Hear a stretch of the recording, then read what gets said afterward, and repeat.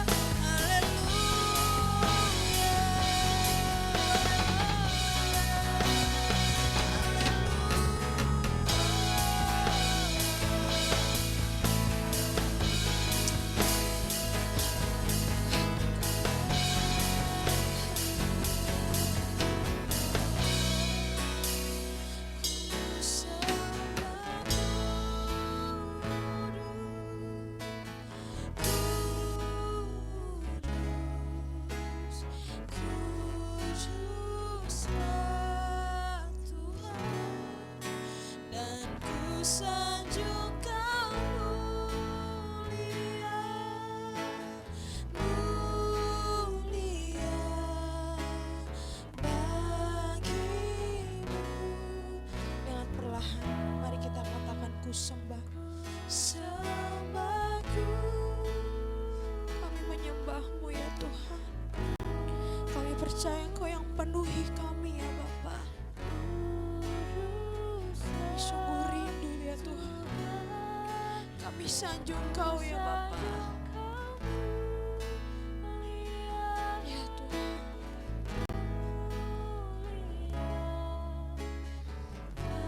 Bagimu Tuhan, hanya bagimu ya Tuhan. Bagimu Tuhan, bagimu Tuhan. Terima kasih ya Bapa. Kami sungguh merasakan Engkau ya Bapa dalam hidup kami ya Tuhan. Kami percaya ya Tuhan, di saat kami datang sungguh-sungguh beribadah ya Tuhan, lawatanmu nyata dalam kehidupan kami ya Tuhan, jamahanmu nyata dalam kehidupan kami ya Tuhan. Mari ya Bapa, Engkau yang perbarui hidup kami ya Bapa. Terima kasih untuk satu minggu ini ya Tuhan, untuk penyertaan-Mu ya Bapa, untuk kasih karunia-Mu ya Bapa, untuk campur tangan-Mu dalam kehidupan kami ya Tuhan, untuk jalan keluar-Mu ya Tuhan dalam hidup kami ya Tuhan. Baiklah ibadah pada pagi hari ini ya Tuhan, benar-benar kami rasakan ya Bapa. Terima kasih ya Tuhan, terima kasih. Kami siap untuk beribadah padamu. Karena sukacita-Mu ya Tuhan nyata atas kami. Haleluya. Amin. Mari kita bangkit untuk memuji nama Tuhan. Mari kita nyatakan kemuliaan. Mari kita semua umat pilihan Allah, dengan panggilannya, dengan mengabdi firman-Nya, sekarang waktunya berdiri bagi bangsa ini. Mari maju umat pemenang. Mari kita semua, mari kita semua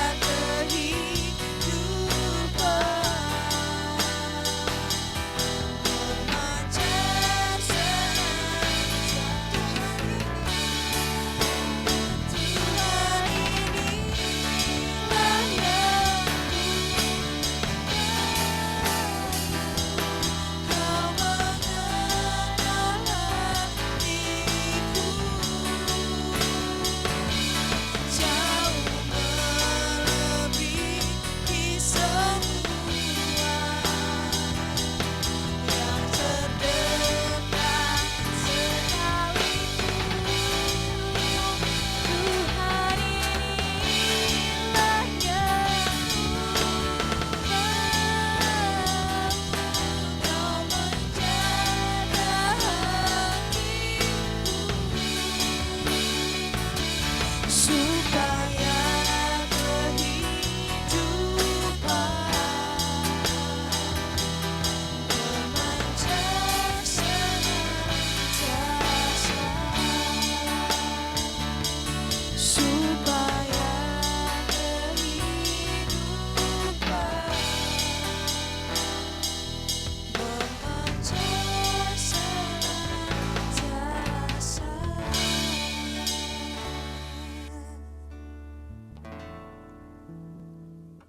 Mari kita satu di dalam doa.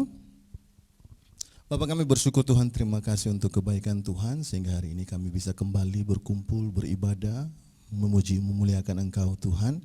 Dan saat ini kami akan mendengarkan kebenaran firman-Mu. Kiranya Tuhan memberkati, Tuhan membukakan hati kami, membukakan pikiran kami, sehingga apa yang ingin Tuhan sampaikan boleh masuk, merasuk dalam hati kami dan membawa kami untuk menjadi lebih baik, membawa kami untuk terus bertumbuh menjadi pribadi yang Tuhan kehendaki dalam hidup kami Tuhan.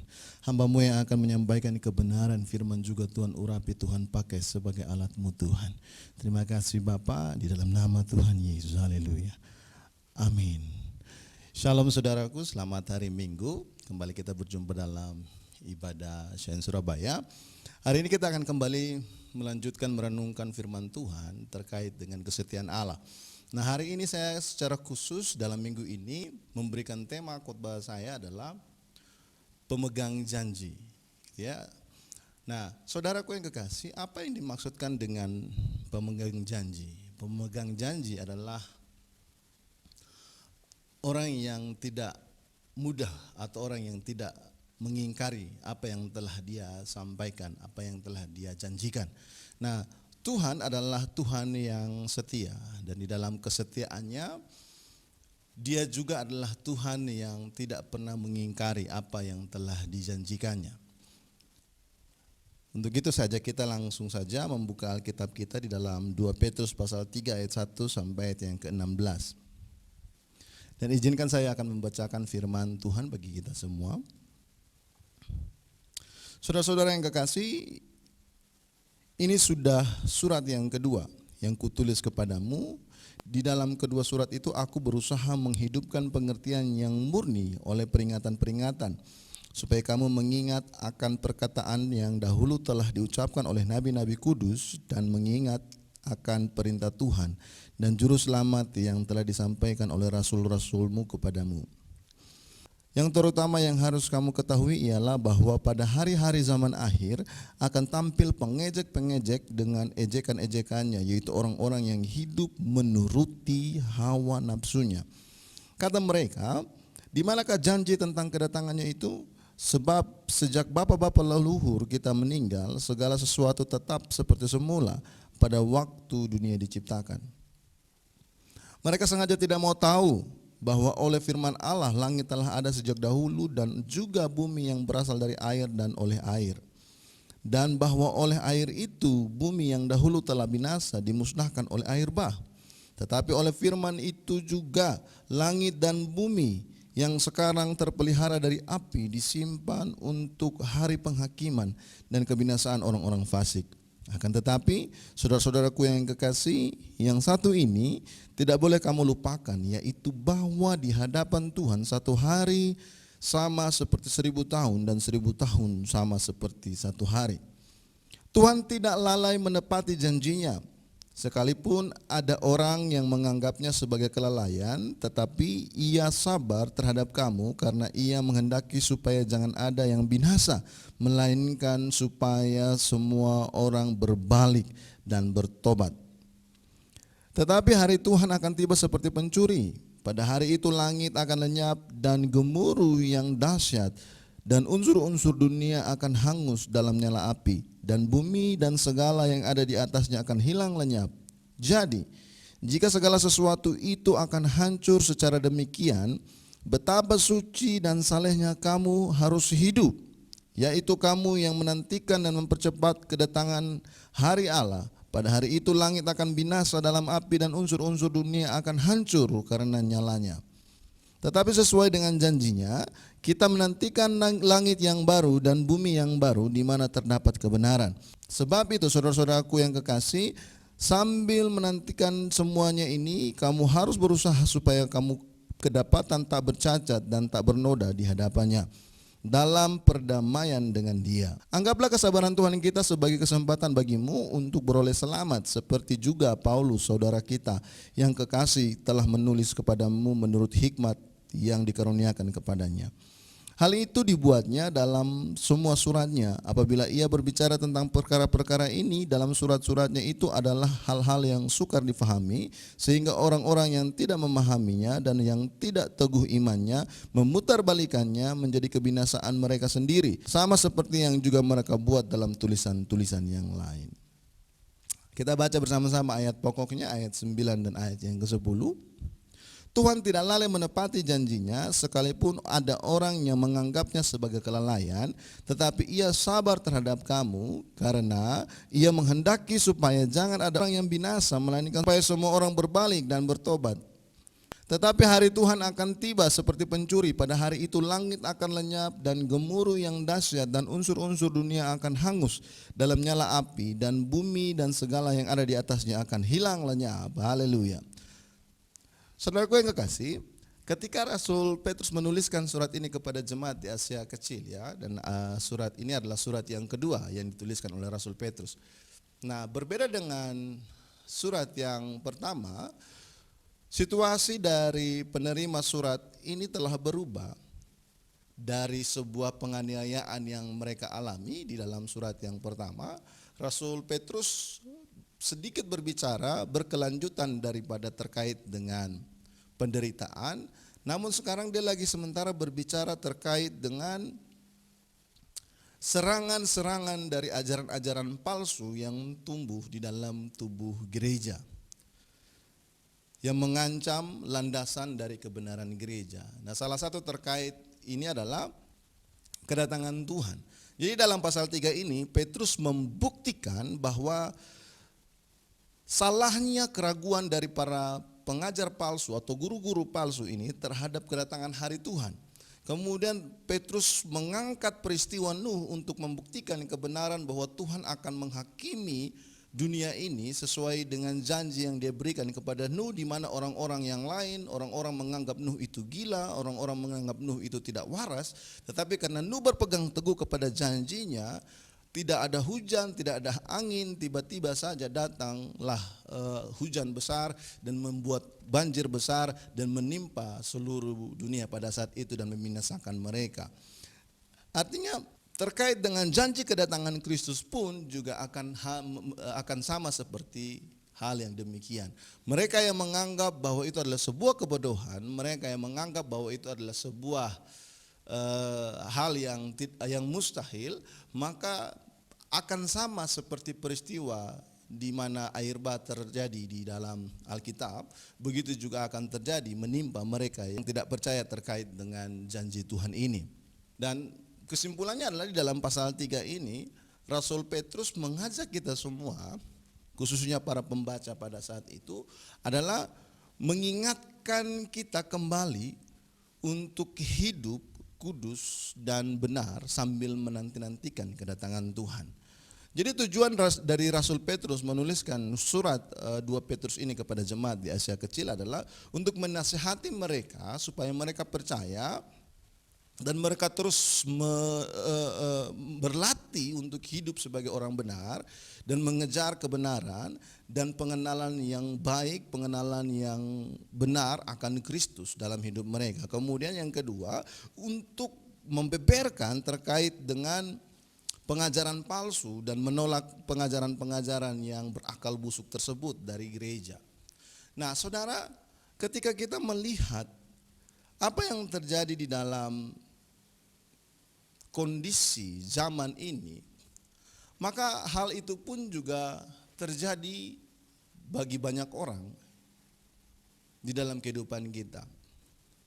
Saya berenungkan secara serius terkait dengan tujuan hidup orang percaya di dalam dunia ini.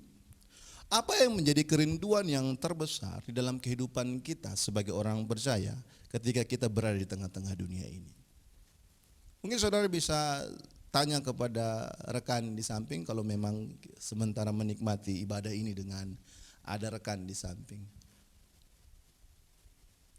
Tanyalah, apa yang menjadi kerinduan terbesar saudara dalam hidupmu? Banyak orang ketika bertanya begitu, mereka akan mengatakan bahwa kerinduan terbesar dia adalah mungkin menggapai semua cita-cita. Kerinduan yang besar mungkin adalah bisa membahagiakan orang tua. Kerinduan yang besar mungkin adalah bisa melihat anak-anak tumbuh dewasa, mereka bisa tercukupi, mereka bisa terpenuhi setiap kebutuhan yang mereka perlukan sampai kepada bidang pendidikan sekalipun. Itu kerinduan yang sangat besar dalam kehidupan kita sebagai manusia. Tetapi ketika saya merenungkan 2 Petrus ini, saudaraku yang kekasih, kerinduan yang terbesar yang harusnya ada di dalam hidup orang percaya adalah penantian akan kedatangan Kristus kembali di dalam hidup kita. Nah, pertanyaan yang sangat sederhana adalah, apakah saat ini kita memiliki kerinduan yang sama? Kerinduan yang besar terkait dengan kedatangan Tuhan yang kedua kali, atau hanya cuma sebagai formalitas karena kita tahu itu ada tertera di dalam Alkitab, sehingga ya sudah Tuhan mau datang kapan, ya sudahlah Tuhan datanglah. Atau kita terus menjadi orang-orang yang hidup seolah-olah bahwa besok Tuhan itu akan datang. Benar-benar memiliki kerinduan menanti-nantikan Tuhan untuk datang ke dalam dunia ini. Hidup sebagai orang percaya adalah memegang janjinya. Allah tidak pernah lalai untuk mengingkari janjinya. Allah tidak pernah lalai untuk menepati janjinya. Meski terasa lama dalam kehidupan kita, Tuhan tidak pernah melupakan janji kedatangannya, sama seperti apa yang telah Rasul Petrus katakan di dalam ayat 5 dan ayat 6 terkait dengan air bah itu. Ketika Nuh dipanggil untuk membangun bahtera untuk mereka naik di sana dan memasukin binatang yang dipilih Tuhan untuk dimasukkan ke dalam sana, butuh jangka waktu yang cukup lama. Orang-orang berkata, ini panas terik, ngapain lakuin itu? Ngapain juga buat perahu, buat bahtera di atas gunung? Nuh sudah tidak waras, orang-orang menertawakannya. Tetapi apa yang terjadi? Tuhan tidak pernah mengingkari janjinya. Mereka yang mencemooh, mereka yang menghina, mereka yang menganggap remeh hal tersebut binasa oleh air bah itu sendiri. Nah, kita harus menyadari itu secara benar dalam merenungkan apa yang menyebabkan sampai akhirnya kita menjadi orang-orang yang kehilangan orientasi terkait dengan kerinduan yang terbesar untuk menantikan kedatangan Tuhan. Saudara, masalah hidup menjadi poin yang paling penting, paling besar dalam seseorang kehilangan orientasi. Ketika dia memiliki masalah yang begitu besar dalam hidupnya, sehingga akhirnya dia terlalu banyak berpikir dan bergelut dengan persoalan tersebut, sehingga akhirnya dia melupakan tujuan dalam kehidupannya. Dia melupakan penantiannya, dia melupakan pengharapannya, sehingga akhirnya semuanya dianggap seperti biasanya karena dia terlalu sibuk mengurus semua persoalan yang ada dalam hidupnya. Sebagai orang percaya, masalah adalah batu loncatan bagi kita untuk bertumbuh menjadi lebih baik dalam hidup kita. Tetapi jangan sampai masalah menjadi sebuah beban yang akhirnya membuat kita melupakan siapa kita, melupakan kerinduan yang terbesar dalam hidup kita. Petrus menyatakan terkait dengan penundaan itu ya, terkait dengan kedatangan Tuhan itu, bahwa Tuhan masih memberikan kesempatan, memberi waktu kepada manusia agar mereka mengenal Dia dan bertobat dari dosa mereka. Jadi jika Tuhan belum datang sampai hari ini juga, hal itu harus dilihat sebagai tanda kesabaran dan kesempatan bagi kita untuk kembali. Kesempatan bagi kita untuk melepaskan semua yang mengganggu konsentrasi kita, mengganggu hidup kita untuk kembali kepadanya. Saudara, masalah yang kita alami, persoalan yang kita alami di tengah-tengah dunia ini adalah bagian dari apa yang harus kita hidupi dalam dinamika kehidupan ini. Tetapi yang menjadi proses yang penting bagi kita adalah penantian kedatangan Tuhan yang kedua kali itu jangan sampai kendor dalam hidup kita. Saudara, beberapa waktu yang lalu saya dengan istri kami nonton sebuah film yang cukup menarik dan memberikan inspirasi dengan judul The Secret Dare to Dream. Nah, ini bercerita terkait dengan cerita seorang janda bernama Miranda Wells yang memiliki 3 orang anak. Dia ditinggal suaminya kurang lebih sudah 5 tahun.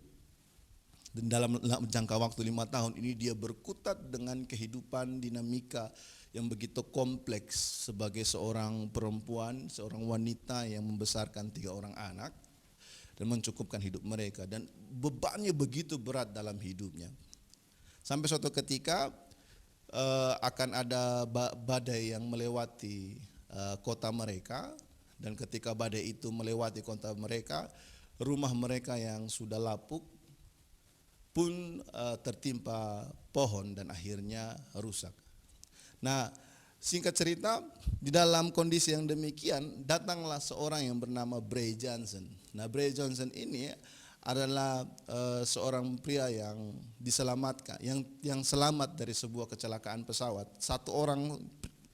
Seorang pria yang satu-satunya yang selamat dari kecelakaan pesawat waktu terjadi di negara mereka pada saat itu. Dan sebuah kebetulan pesawat yang ditumpangi oleh Bray Johnson ini adalah pesawat yang juga ditumpangi oleh suaminya Miranda Wells yang meninggal.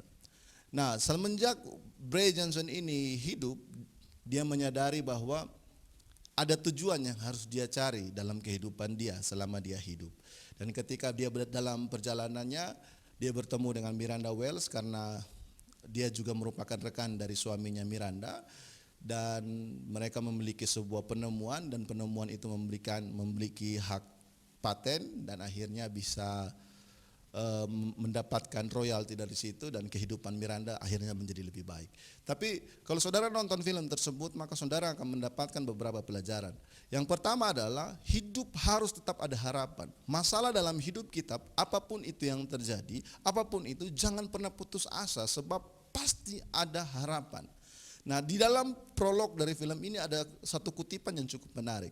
Dalam kutipan dari film tersebut adalah dia mengatakan bahwa ada 2 cara pandang orang memandang dunia ini. Yang pertama adalah orang memandang dunia ini dengan penuh dengan kalkulasi sehingga tidak percaya akan adanya keajaiban.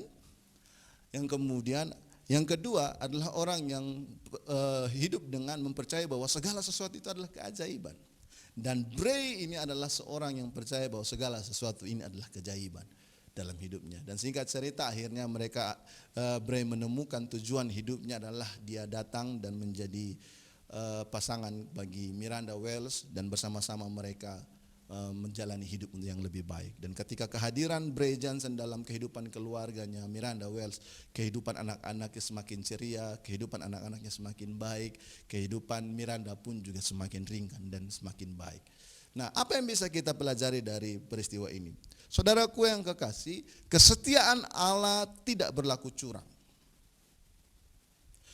Allah tidak pernah lalai daripada janjinya. Dan karena Allah tidak pernah lalai dari janjinya, Allah tidak pernah berlaku curang. Kalau kita baca di dalam 2 Timotius pasal 2 ayat 13, maka kita menemukan bahwa Rasul Paulus mengatakan menasihati Timotius demikian. Jika kita tidak setia, dia tetap setia. Karena dia tidak dapat menyangkal dirinya. Ini maksudnya apa? Paulus sementara menasihati Timotius terkait dengan panggilan untuk menderita. Jadi Paulus menasihati Timotius untuk dapat menanggung kesukaran seperti prajurit yang baik, melayani Allah dengan rajin dalam setiap tekanan yang dia harus hadapi pada saat itu, kemudian memisahkan diri dari mereka yang hidupnya meninggalkan kebenaran-kebenaran ilahi, kemudian mau untuk menjaga, memelihara kemurnian hatinya dan juga mau bekerja dengan tekun sebagai seorang pengajar. Dan di dalam terminologi yang Rasul Paulus berikan kepada Timotius adalah sama seperti seorang tentara. Pelayan Injil yang tinggal setia kepada Injil dan Kristus, kita harus hidup sama seperti tentara. Nah, tentara ini mereka harus bersedia menghadapi setiap kesulitan dalam hidup mereka. Tetapi ketika mereka setia terhadap panggilan dinas mereka, mereka harus meninggalkan keluarga mereka, beradu nyawa di medan peperangan, tetapi mereka tetap setia sampai harus mengorbankan nyawa sekalipun ketika mereka berada di ladang peperangan. Kemudian yang kedua, sama seperti atlet yang harus bersedia berkorban dan hidup berdisiplin dengan keras dalam hidup mereka. Ketika mereka mau menjadi seorang atlet, maka dari kecil sudah dipersiapkan diri sedemikian rupa, berlatih untuk menjadi seorang atlet tanpa memusingkan kesenangan hal-hal yang lain. Kemudian sama seperti petani, mereka harus siap untuk bekerja keras dan lama untuk bisa mendapatkan hasil. Harus membuka lahan, kemudian menggarap lahan, menanam tanaman, menyiraminya, memberi pupuk, sampai akhirnya pada waktunya bisa menuai. Baru mereka bisa mendapatkannya. Nah, sekalipun kita tidak sama seperti mereka ini, Tuhan tetap setia. Kita dianjurkan untuk hidup sama seperti mereka. Untuk itu ketika Tuhan sampai hari ini belum datang, maka ini adalah kesempatan bagi kita untuk kembali, untuk menjadi seorang prajurit, menjadi seorang atlet, menjadi seorang petani di dalam panggilan kita sebagai orang percaya. Kemudian yang kedua adalah kesetiaan Allah itu menyelamatkan umatnya. Di dalam 2 Petrus pasal 3 ayat 15, 16 berkata demikian. Anggaplah kesabaran Tuhan kita sebagai kesempatan bagimu untuk beroleh selamat, seperti juga Paulus, saudara kita yang kekasih, telah menulis kepadamu menurut hikmat yang dikaruniakan kepadanya. Hal itu dibuatnya dalam semua suratnya apabila ia berbicara tentang perkara-perkara ini dalam surat-suratnya itu adalah hal-hal yang sukar dipahami, sehingga orang-orang yang tidak memahaminya dan tidak teguh imannya memutarbalikannya menjadi kebinasaan mereka sendiri, sama seperti yang juga mereka buat dengan tulisan-tulisan yang lain. Saudara, bahwa apa yang menjadi kesabaran Tuhan sampai hari ini Tuhan tidak atau belum datang ke dalam dunia ini adalah untuk menyatakan kesabarannya. Dan itu untuk kita, saudaraku yang kekasih. Bukan hanya terkait dengan pemberitaan Injil untuk sampai kepada ujung bumi. Itu harus kita kerjakan. Tetapi ketika kita yang sudah mulai kendor, kita yang sudah mulai meninggalkan panggilan kita yang sudah mulai kehilangan orientasi kita yang sudah mulai menaruh hati kepada hal-hal duniawi, kita yang sudah mulai meninggalkan jalan iman kita yang sudah mulai meragukan terkait dengan apa yang kita jalankan sebagai orang percaya, atau mulai kabur panggilan dalam hidup kita. Saat ini adalah saat yang baik untuk kita kembali kepada Tuhan, karena sebelum Tuhan datang masih ada kesempatan bagi kita untuk kembali, karena ini adalah bagian dari kesabaran Tuhan supaya kita kembali. Sama seperti apa yang terjadi kepada Rasul Paulus. Petrus menyatakan ini kepada jemaat di Asia dengan mengambil contoh Paulus, bahwa Paulus adalah seorang yang mengejar-ngejar orang-orang benar pada saat itu. Tetapi Tuhan mengasihi dia, Tuhan menangkap dia, Tuhan menyelamatkan dia. Begitu juga dengan kita, ketika Tuhan sampai hari ini belum datang, maka Tuhan sementara memberikan waktu yang lebih banyak bagi kita, supaya kita yang dipilihnya ini sebelum dunia yang dijanjikan ini masih bisa untuk kembali ketika kita semua telah berpaling daripada Tuhan. Dan kita yang telah menerima anugerah dan perkenanan Allah ini harus bertumbuh di dalam pengetahuan dan kekudusan, dan dalam melatih iman dan kesabaran. Sebab Allah sendiri pun tidak menghendaki kita yang telah dipanggil Tuhan ini binasa, tetapi kita semua harus kembali kepada Tuhan. Jadi kita harus pahami bahwa Kristus pasti akan menggenapi janji-janjinya. Dia adalah pemegang janji. Dia akan menolong kita, menyelamatkan kita. Dan kesetiaan ilahi adalah penghiburan bagi kita yang sementara ini terus bertekun di dalam jalan Tuhan ini. Sekalipun masalah, sekalipun penderitaan, sekalipun hiruk pikuk, dinamika kehidupan yang kita lewati, kerinduan kita harus tetap setia. Sama seperti tentara yang setia di medan peperangan, sama seperti atlet yang setia mempersiapkan diri, sama seperti petani yang setia mempersiapkan tanamannya untuk menuai di pada waktunya. Begitu juga kita orang-orang yang setia kepada Tuhan mempersiapkan diri kepada Tuhan dengan setia. Kemudian kita harus tahu bahwa kesetiaan ilahi ini adalah peringatan yang serius bagi mereka, bagi kita, bagi saya, bagi saudara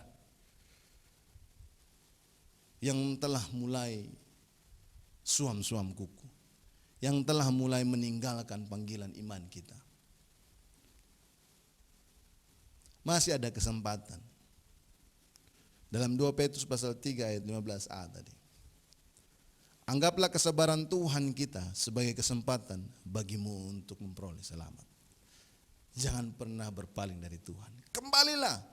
Ketika apimu mulai pudar, kembalilah berkobar di hadapan Tuhan. Datang mendekat kepada Tuhan dan kembalilah kepada jalan Tuhan. Ketika semangatmu mulai kendor, bangkit dan pandanglah Kristus. Pandanglah salibnya, pandanglah penebusannya, pandanglah karyanya yang begitu ajaib yang telah menebus kita. Selama Tuhan belum datang, maka ini adalah peringatan yang serius bagi kita semua untuk kembali fokus kepada panggilan Tuhan. Mengapa demikian? Karena Allah setia terhadap janji-janjinya. Karena Allah berpegang pada janjinya. Mari kita sama-sama tundukkan kepala. Kita satu di dalam doa. Bapa, terima kasih Tuhan untuk kebenaran firman Tuhan hari ini Tuhan. Kami belajar dari kesetiaan Allah. Dan hari ini berbicara terkait dengan pemegang janji. Ampuni kami Tuhan ketika kami saat hari-hari ini Tuhan mulai kendor, mulai kehilangan arah. Biarkan kami hari ini belajar untuk kembali fokus Tuhan di dalam panggilan hidup kami. Selama Tuhan belum datang, maka selalu ada kesempatan bagi kami untuk kembali. Ini adalah peringatan serius bagi kami Tuhan untuk kembali melayani Tuhan dalam hidup kami.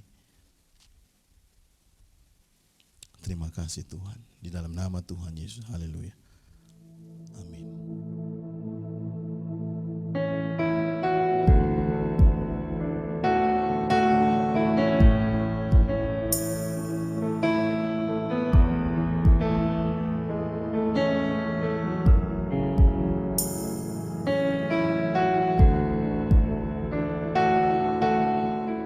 Shalom jemaat yang dikasihi Tuhan, selamat hari Minggu. Kami mengucapkan selamat datang dan selamat bergabung kepada jemaat Tuhan yang baru pertama kali ikut beribadah bersama kami di Shine Surabaya. Nah, kita akan mendengarkan warta sepekan karena berhubung masih harus mengikuti protokol kesehatan sehingga beberapa kegiatan harus kita batasi. Yang pertama, untuk persekutuan doa tetap akan dilakukan pada hari Sabtu jam 7 malam di Shine Center. Lalu untuk persembahan, jemaat dapat mentransfernya ke rekening gereja yang tertera di layar.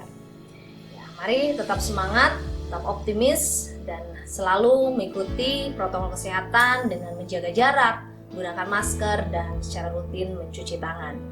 Ya, mari kita terus bertumbuh di dalam kasih Tuhan dan menjadi gereja yang mencintai Tuhan dan kasih sesama. Mari jemaat Tuhan, saya undang untuk bangkit berdiri dan angkatlah kedua tanganmu dan terimalah berkat dari Tuhan.